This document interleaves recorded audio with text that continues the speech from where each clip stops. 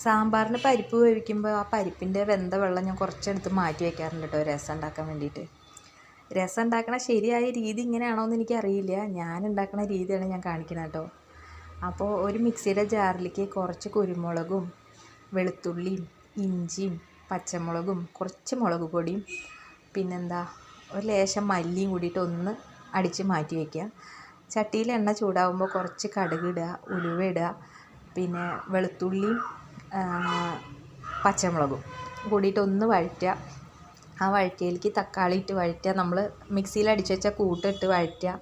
പുളിവെള്ളം ഒഴിക്കുക, പരിപ്പ് വെള്ളം ഒഴിക്കുക, മഞ്ഞൾപ്പൊടി ഇടുക, ഉപ്പിടുക. നന്നായി തിളച്ച് വേവുമ്പോൾ കുറച്ച് മല്ലിയില ഇട്ട് കഴിഞ്ഞാൽ നമ്മുടെ രസം റെഡിയായി കേട്ടോ.